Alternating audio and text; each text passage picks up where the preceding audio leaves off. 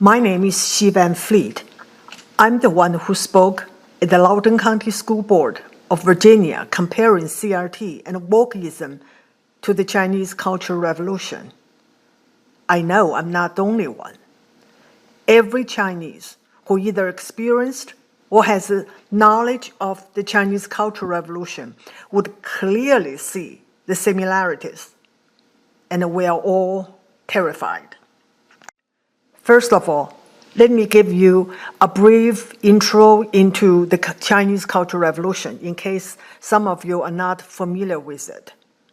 Mao carried out two revolutions. The first one was an armed insurrection to overthrow the nationalist government to establish the communist power in 1949. The second one was the infamous Chinese Cultural Revolution in 1966. Although there were many purges and social political movements in between, the Great Chinese Cultural Revolution was Mao's last full-scale and the most ruthless revolution for power grab. The aim was to secure his absolute power by removing his political enemies within his own Communist Party. The Cultural Revolution lasted for 10 years until the death of Mao in 1976. When all the dust settled, China's economy was in its knees, some 20 million people died, and the Chinese civilization destroyed. The Chinese Cultural Revolution is super relevant to us today because it was during the Cultural Revolution Mao utilized and played out the Marxist tactics to the extreme. I was a first grader when the Cultural Revolution started. When Mao died, I was 17, working in the fields to receive my re-education from the peasants, as so many other high school graduates from cities. I did it for 3 years. I can say that I have a full experience of the Cultural Revolution.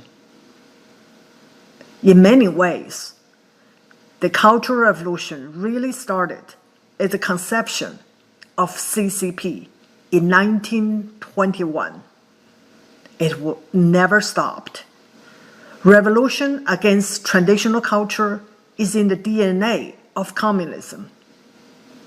And the radical left also carries that same destructive DNA.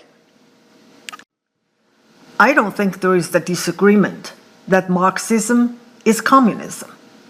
The question is whether Wokeism is communism.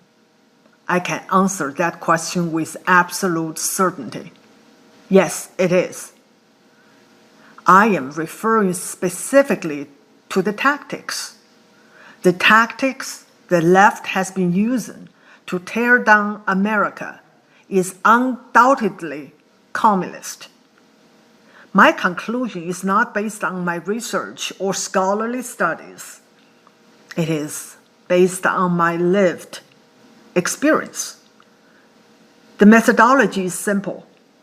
If you were bitten once by a snake, when it happened to you again, you will have no doubt that you have just bitten by a snake. There is a lot to talk about the cultural Marxism. I will just focus on division, deconstruction, and destruction. Let's just call them the 3 Ds. Division is one of the hallmarks of Marxism. The classic Marxism used class to divide. It was used successfully in Russia, in China, and many other underdeveloped countries. Mao used class to divide the entire Chinese population into 2 camps. Black camp for class enemies, those are the oppressors, and red camp for what Mao simply termed people, for the oppressed. Everyone knew which camp they belonged to, and who the enemies were. For all official papers, one was required to fill in the question of class origin. Compare with the radical left in America, Mao's oppressor and oppressed division was very crude, although very effective. Unlike Mao, the left is dealing with a free people. They had to come up with tactics that were much more sophisticated and slogans that no one could disagree with. The left uses race to divide Americans.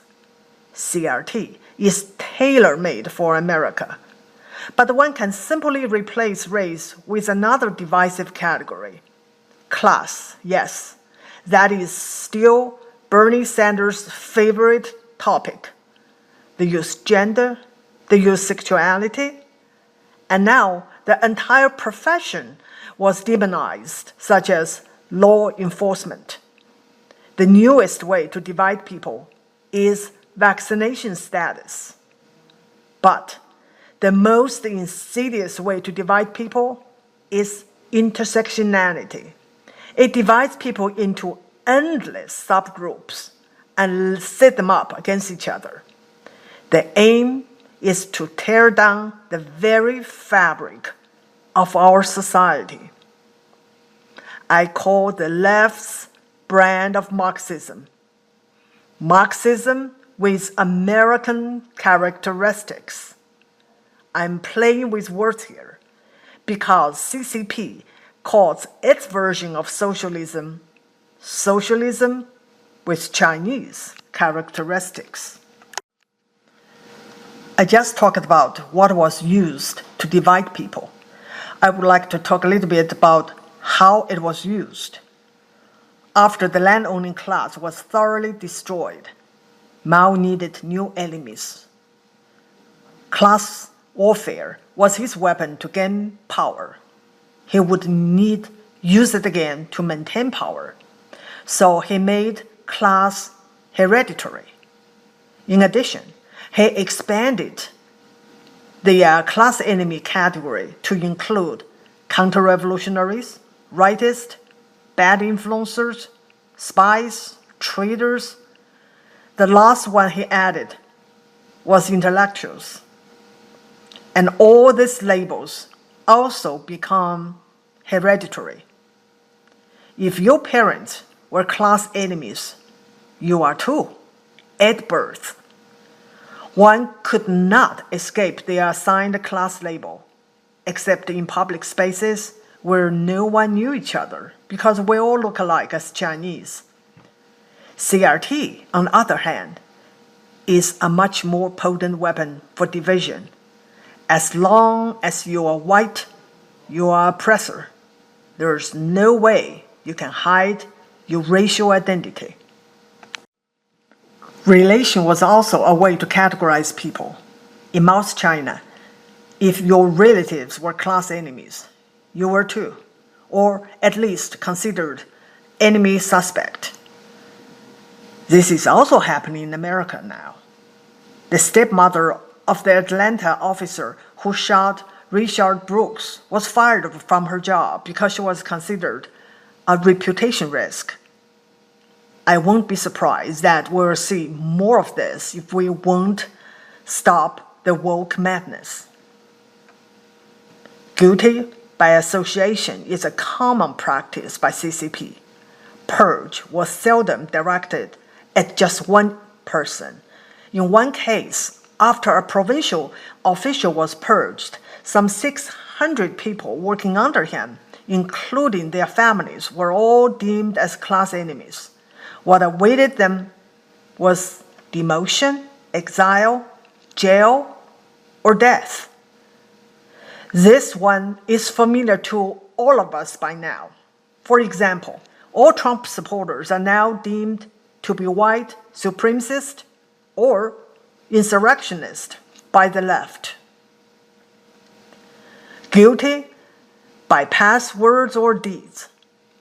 In Mao's China, no matter how obedient one was to CCP, one still could end up as a class enemy. All they needed was to find out you said something or did something in the past that was considered politically incorrect.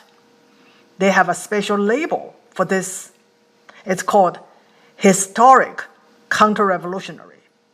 Again, we can see this tactic played out here in America.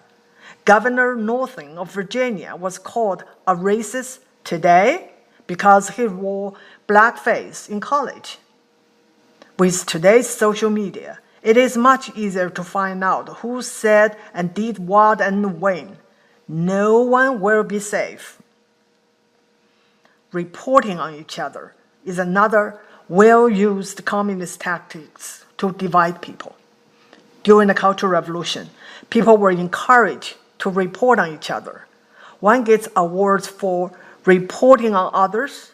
It was a great way to do virtual signaling and to demonstrate that you are woke. The result is that friends turn friends in, neighbors turn neighbors in, children turn parents in.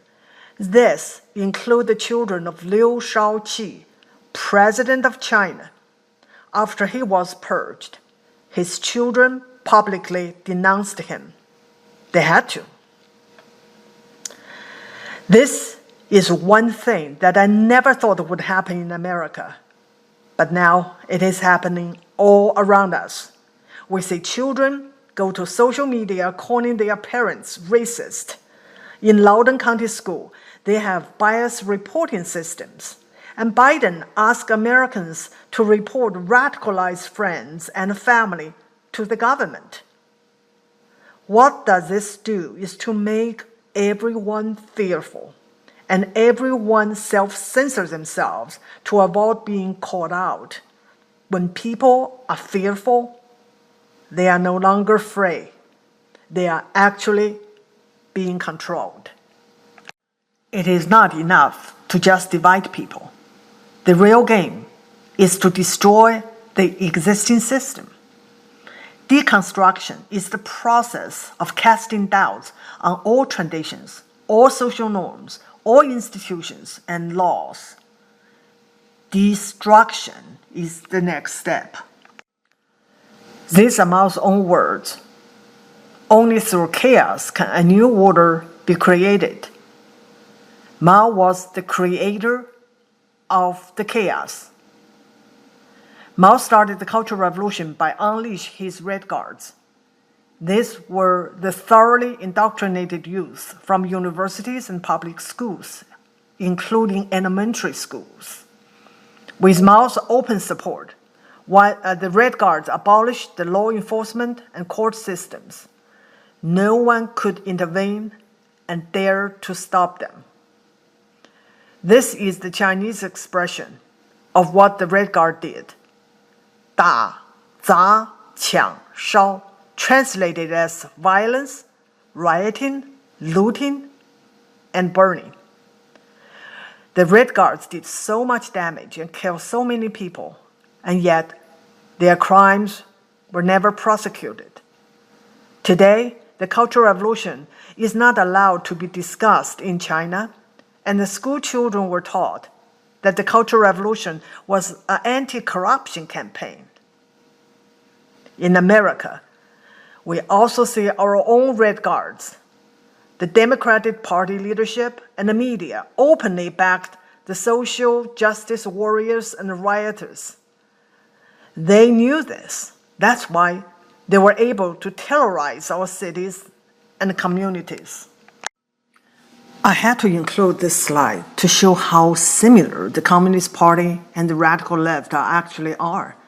Both love to use graffiti to broadcast their political messages and to deface our cities and communities. Cancel culture is a big topic. What is cancel culture? To me, it is the canceling of the so-called oppressors' culture. During the Cultural Revolution, Mao ordered the Red Guards to cancel the four olds: old ideas, old tradition, old custom, and old habits. In short, the traditional culture and the civilization of China. The Red Guards tore down Buddhist and Confucius statues and temples. They destroyed any historic relics. They went door to door to raid homes, to smash or burn anything old they could lay their hands on. The Red Guards changed school names, store names, street names, and even their personal names to be politically correct. They attack authority figures, especially teachers. Many were beaten, some to death. The man being struggled against in the photo on the bottom left is Xi Jinping's father. He too was cancelled by Mao. The same is true for the radical left. What they want to cancel is the so-called white culture. In short, they want to cancel the Western civilization, including the American founding and the Christianity. Again, you can say that both CCP and the left are deeply rooted in Marxism. Chaos is the macro destruction. The micro destruction is the redefinition of traditional social norms. In America today, masculinity is cancelled because it's toxic. In Mao's China, however, it is the femininity that was regarded as toxic because it's too bourgeois and not fit for revolution. Mao wrote in his poem that the Chinese women prefer carrying weapons to wearing makeup. From the old photos, we can see that during the Cultural Revolution, the dress code is unisex because Mao wanted a genderless society. In comparison, the left is pushing a society with endless gender identities. Opposite approach, same goal: to destroy social norms. Cancel culture, once unleashed, will be an unstoppable monster. It will eat everything, including its own. We have already seen cancel culture start to cancel its own wokesters. Tom Hanks was publicly canceled because he is considered not woke enough. I have a warning for those Marxist professors. One day, you will be canceled by your own Red Guards, just like what happened in the Chinese Cultural Revolution. Your Red Guards will cancel you because you might not be woke enough for them. That is not the end of it. The Red Guard will be canceled too. As a reward from Mao, the Red Guard were sent to the countryside for hard labor to be re-educated by the peasants. The American Red Guards won't get rewards any better than that. All the things I've talked about could not be carried out without an army of indoctrinated youth. Mao understood the importance of education. After CCP took over China in 1949, one of the very first things they did was to gather all school teachers and give them intensive wokeness training. Every teacher had to pass the examination before they could return to the classroom. They have to quickly learn the communist values and ideologies so that they could teach them to their students. The CCP also replaced all textbooks. Marxist ideology had to be injected into all subject matters, including math. And of course, all history was rewritten. The Chinese educational system has been an indoctrination mill ever since. The Cultural Revolution gave us a full display of what the indoctrinated youth were capable of. They were the destructive force of Chinese civilization. The radical left has already successfully taken over our educational system, and we've already seen American Red Guards in action, especially in the so-called Summer of Unrest of 2020. Now, they want to officially implement CRT to all public schools. They too understand it is easier to indoctrinate young minds. The younger, the better. I think most of you have seen the video from Project Veritas showing the California teacher Gabriel Geip bragging about turning his students into revolutionaries in 180 days. He surely is more confident than Lenin, who famously said, "Gave me 4 years to teach the children, and the seed I have sown will never be uprooted." The revolution Geip talked about is a communist revolution. The goal is to overthrow the America as we know it. The question now is why? What do the radical left want? Answer: they want power. They want absolute and permanent power, just like Mao. What can we do? First, we need to have a clear understanding of what we are dealing with. The next step is to expose it. Drag wokeness and CRT into the sunlight and expose their communist roots. We also need to get organized.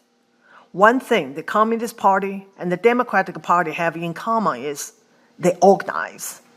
Mao started as a peasant organizer. Obama started as a community organizer. It is time that we get organized. Join an organization that shares your values. Start your own if you can't find one. Lastly, it is time that we use offense, not defense. Conservatives have been playing defense way too long. To win this war, we have to play offense. Yes, we are at war, a cultural war, and failure is not an option. Thank you.